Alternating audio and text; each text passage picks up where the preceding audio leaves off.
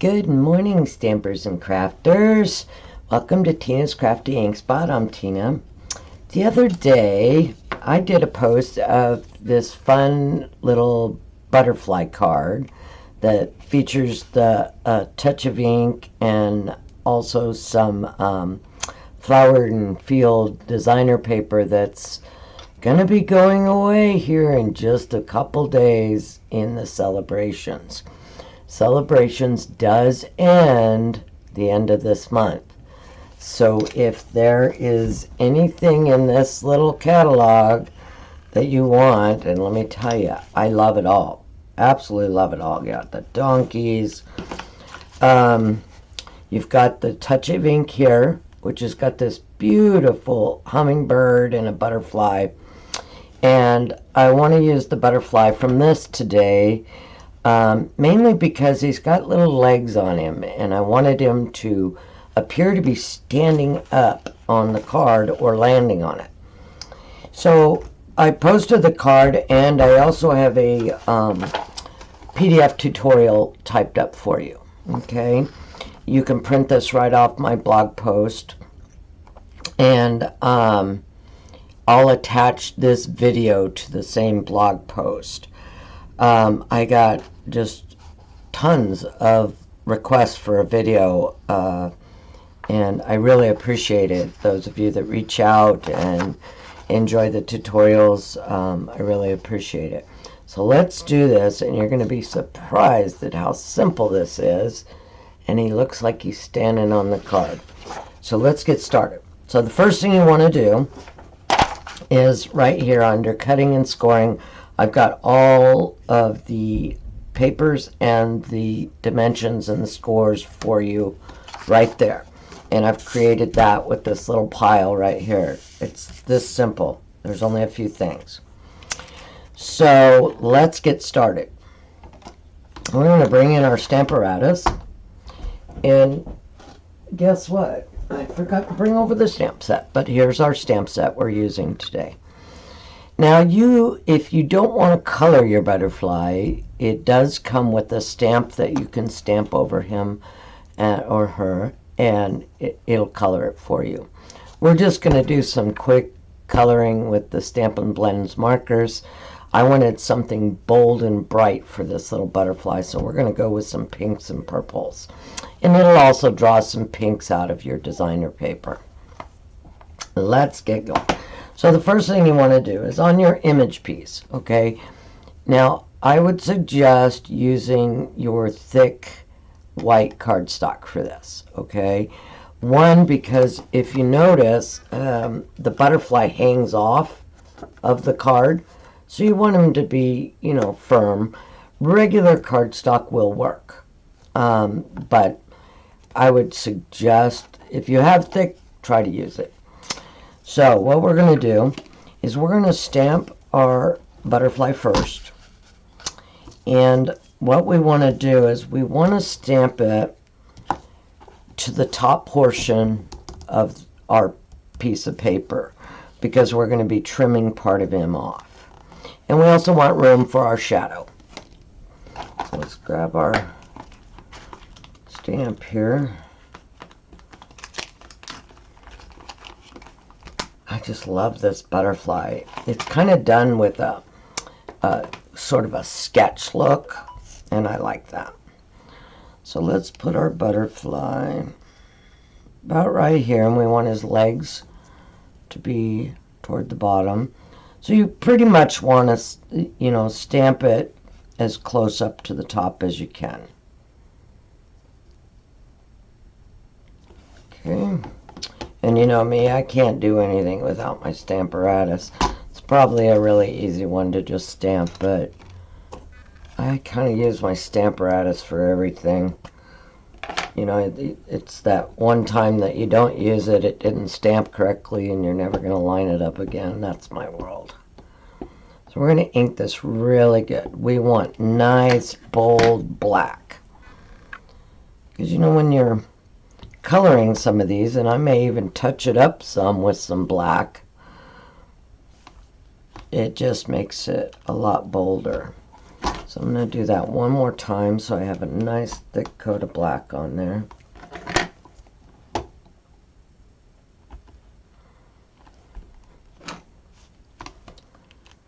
And you want to use Memento ink. Let me grab a wipe here. You want to use Memento because it works with your alcohol markers without bleeding. Now, of course, you got to make sure it's dry, like any ink. So just make sure your ink's really dry before you start coloring. And I was going to do this part and have it out of the way, but a couple of the requests I got this morning wanted to know how I colored the butterfly. Well, the butterfly, I like mixing my blends so I get various colors. So that's what we're going to do here. So let's see what we got to start with. We've got our lightest pink, which I'm just going to use the light Flirty Flamingo. We also have a little bit of light rich Razzleberry to bring in some purples. We have the light Magenta Madness, this Magenta Madness. Oh, I was so happy that came out. And the dark Magenta. And a little bit of light Lovely lipstick. I don't think that one's retiring. I'll have to look. I'm going to have to do a post and let you know what's going to be retiring when the new catalogs come out. So, you know, we have those retiring colors, and you'll want to get your inks and your papers and things that coordinate with those colors before the catalog goes. So anyway, let's start with our lightest pink. And I just want to do some highlights in the larger areas here, because we kind of want that to stand out a little bit. So I'm just going to hit it with the light pink.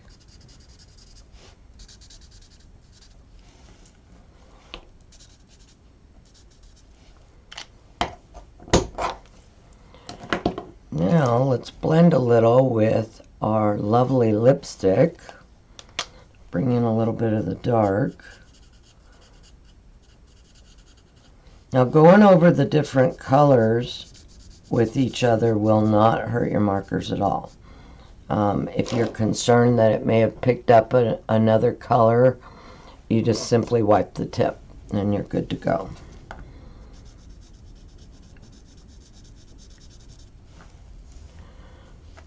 So I'm going to set a base with this pink right along the edges there, because it's going to, by setting a base with another color, it just makes the next color you use a lot richer. So we're just kind of adding a little bit of highlight there. Now we're going to bring in our dark magenta. And I'm going to go right over that. And see how where the shadow is, it gives it a little bit more depth. And you want to put a little depth right on the other side of where this wing is, because when you put a shadow there, it's a cast shadow of the wing overlaying the other wing. That's all that is. It's not something a lot of people will notice, but just if you want to, it's just an idea. Add a little bit there.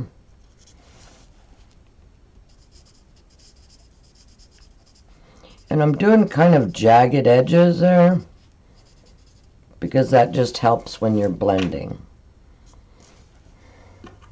That was our dark magenta.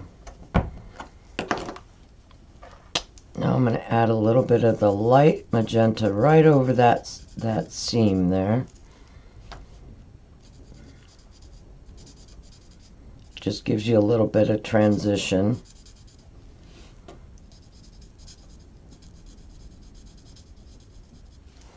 That's a nice bold little pink. I might even add a little bit of that right there at the tips of those, just to add a little more dimension.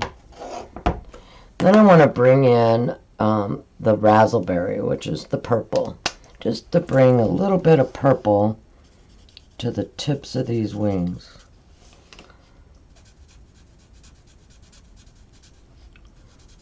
Go right into the other color. It'll just blend out really nicely.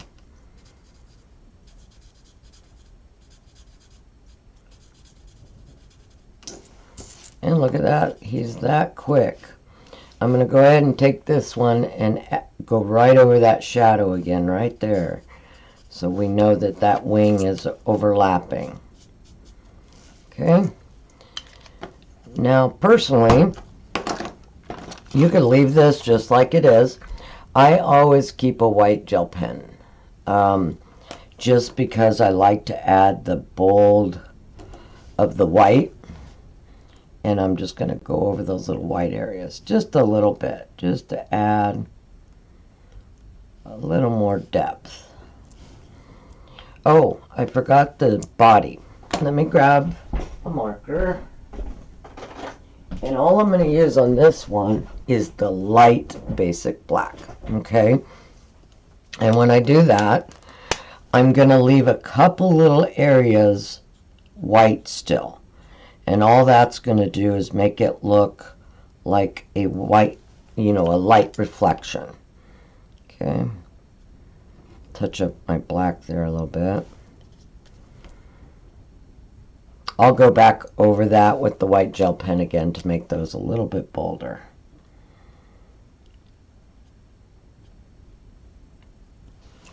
But adding the little black just kind of adds dimension. So there you go. Okay, we've got our butterfly. Now what we want to do is I'm going to bring in, just for the sake of the video, you could probably eyeball this, but what I'm going to do is I'm going to take my Stampin' Trimmer and I'm going to use the scoring blade. Okay, make sure you use a scoring blade. And I'm going to line it up on the butterfly about where I want to trim for his wings to hang off, okay? So I'm thinking I'm probably going to go about, probably about right there. Let's try that. And then I'm going to score, lift it up, and then score on the other side of the butterfly. Don't score through the butterfly. And what that'll do is give you a little bit of a guideline for cutting with your snips. You can do it with the trimmer if you're good with the trimmer. But I'm just going to bring in my snips and I'm going to cut right along that score line up to the butterfly. Do the same thing here. And now we're going to cut out the rest of the butterfly.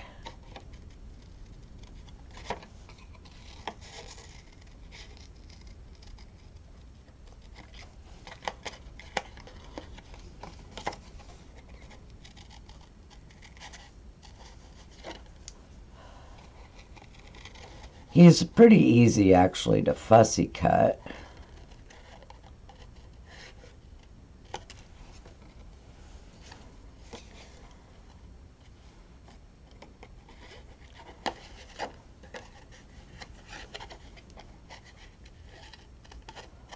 Even without the shading, he kind of is going to look like he's standing up anyway. But the shading just kind of adds that. You're just creating the cast shadow illusions.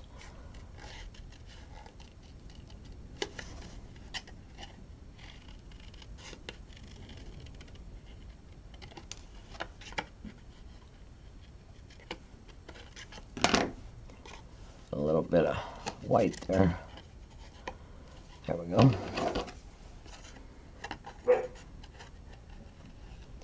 And then what I like to do is I like to take my black marker, okay, take your feather tip end, turn your image so the back is facing you. You don't want to do it this way in case you accidentally make a mistake. And I'm just going to go right along the edge of that butterfly to color it. And believe it or not, that even adds more dimension to your die cut images. Okay, so I'm just going to go along the edge there. Okay, and touch up any areas that have a little white. And maybe we should hit this right here. And there we go. See, he already looks 3D just sitting like that. But now we're going to bring in a pencil. Where's my pencil? I think it's sitting right here somewhere. Oh, there it is.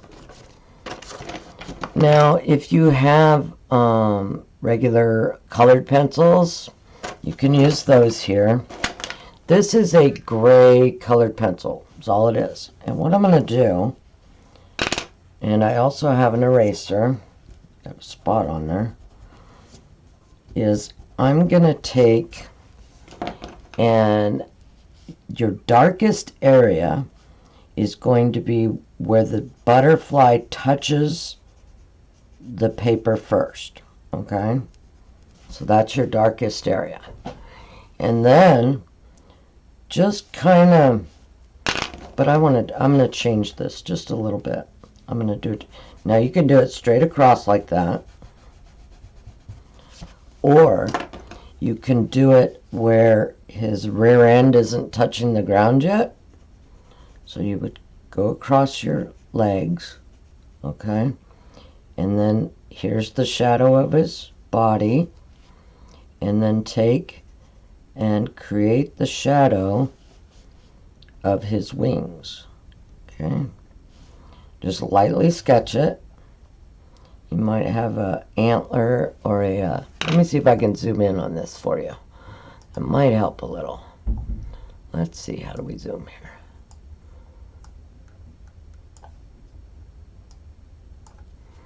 Okay, so now we've got his antennae. So we'll do a little one there. Now cast shadows are the optical illusion. So we know that his wing, if you go straight down, goes like this. And then he's got the little area there. And then his other wing. Okay. So you've got a really light outline there. And you want to start the darkest by his body. And then it's going to slowly fade out. So just, it doesn't have to be the exact shadow. It just, you're giving an optical illusion is what you're doing. So we're going to color that in, keeping the darkest right here by his body. And then it fades out to the top. Okay? And you can use a regular pencil for this. And if you have a colored pencil blender, you can use that to just blend the bottom, okay, up to the top. You can do the exact same thing with a regular eraser. Okay, you're just lightly going over it. Oops. I had a spot there that I changed my mind how his little tushy was going to set. So you're going to take your darkest area, there's his body, his legs, and then lightly carry on the rest of the shadow. Okay.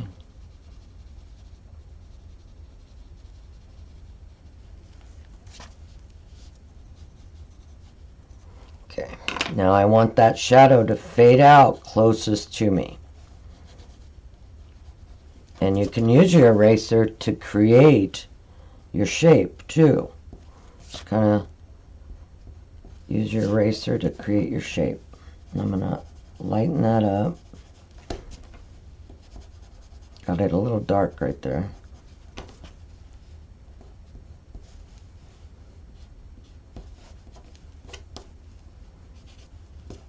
And if you have any dark lines, try to blend them out with your eraser.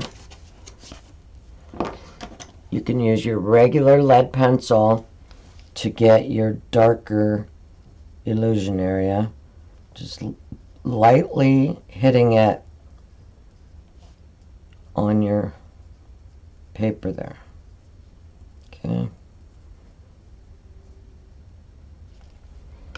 Now I need that to blend a little so I don't have lines. We just want a shadow.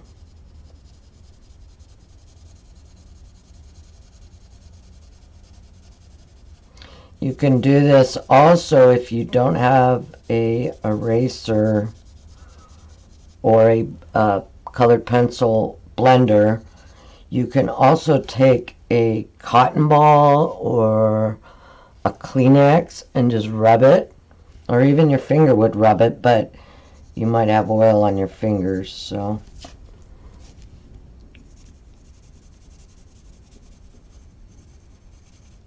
just work the shadow till you get it the way you like it.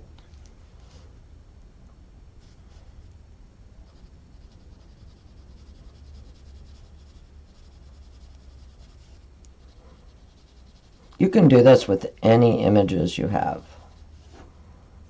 If you have a, a flower or a building, it all works. So I'm trying to do a nice transition of blend there. And it's ever so light, so I'm creating the gap right there with his wings. And I'm going over it really lightly, just kind of rubbing it over the shadow, and it'll blend it for you. Got a spot here by his body that's got...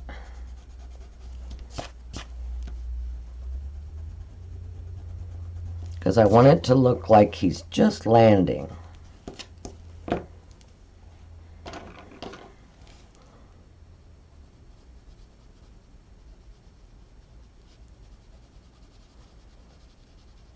You don't need a lot. You'll see when we put it on the card, the optical illusion will be there. And there you go. Well, it's kind of hard in my bright lights. Maybe this one shows better up close. But see how it blends down with the darkest by the body? That's what you want to do. Okay? Like this one could even stand to be a little bit darker. So I'm going to lightly bring in my pencil.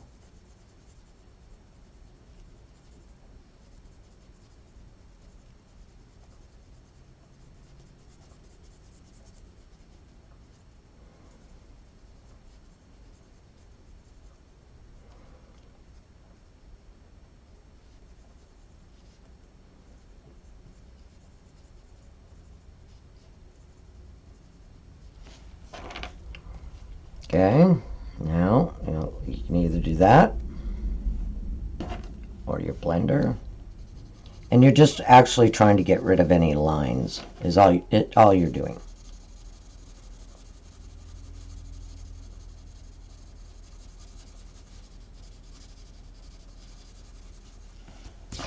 And there we go. So we've got our butterfly landing. And you can play with that. Keep playing with that until you get the look you want. Now the card base, you'll see that I made it so that it's a lot thinner than a normal card base. The reason being is I wanted to be able to, this card will fit in an A2 envelope even with the butterfly. So that's why the measurements I did for you are there. Okay, so we're going to take our black mat. And you'll see I didn't do any dimensional, get my glue going here. There we go. You can use your favorite adhesive here. I'm just mounting this black mat right onto the card base.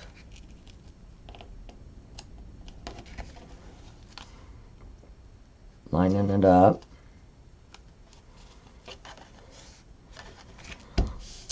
And then what we'll do, you want to leave a little black line there. It looks like I need to cut this a little bit straighter. I must have cut it at an angle there.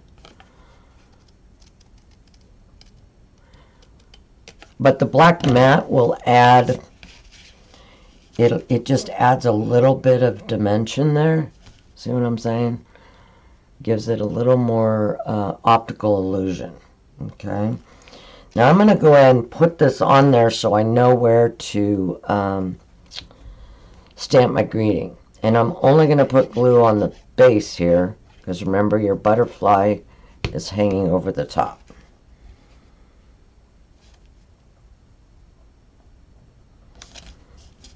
And then we can take our little tiny piece of DSP, which I wanted it to look like my butterfly was headed toward a little flower field is all.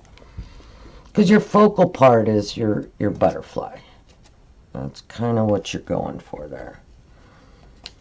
And it looks like I measured that wrong. So do as I say, not as I do. I will check the measurements. I may have stamped the butterfly because your base for the image is 3.5 by 3. Okay, so you want your 3.5 to go sideways. I did it backwards. So in any way, once you line that up, stamp your image in Versamark, and then white emboss it with your heat tool. And that's how you get your butterfly to look 3D. Now if you think it needs a little more shading, just add a little more pencil.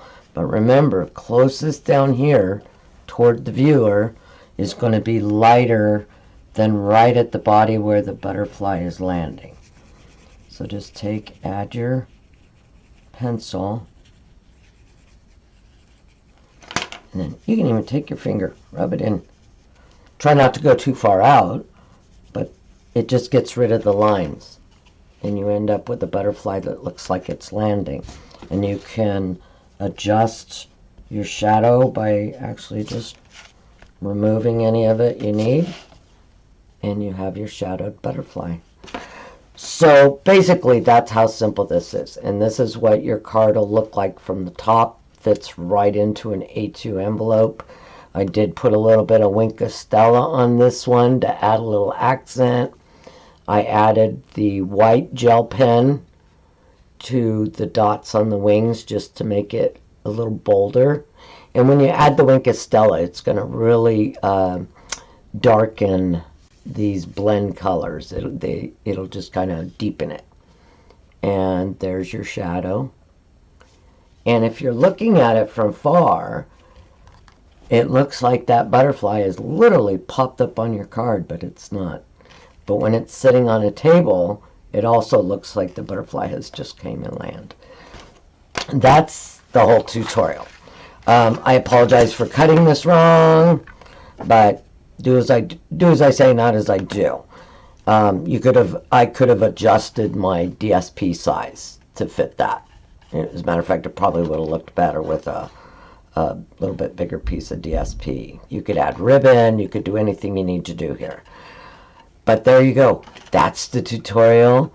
I hope you enjoy it. You have a happy stamping day. Bye-bye.